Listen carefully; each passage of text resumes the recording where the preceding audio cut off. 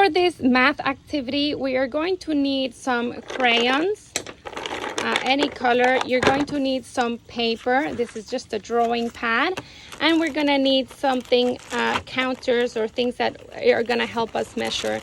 These little cubes stick to each other. So we are going to be measuring, and we're gonna see how many squares are the different things that we're going to measure.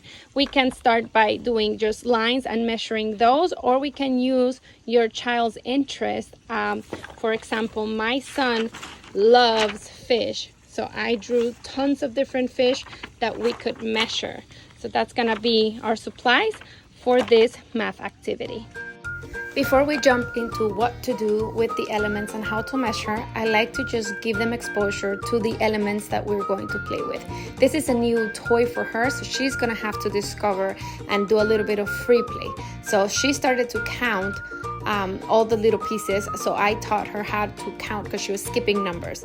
So then I told her how many purples you have and things like that. So we're just working on counting and manipulating the objects freely. The next step was to work with her and pick some animals. I decided to draw this by hand, but you can use the printable option.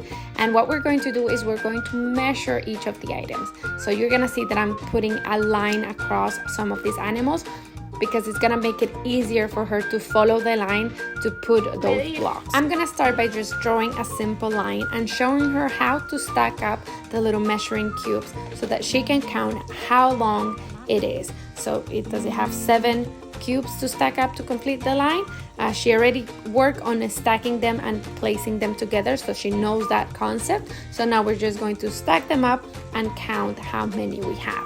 My line has 1, 2, 3, 4, 5, 6, 7. Now that she grabbed that concept of measuring, we're just going to start picking up each of the animals and we're going to start measuring them. I'm going to add a line on some of the animals so that she can trace the line on top of each animal.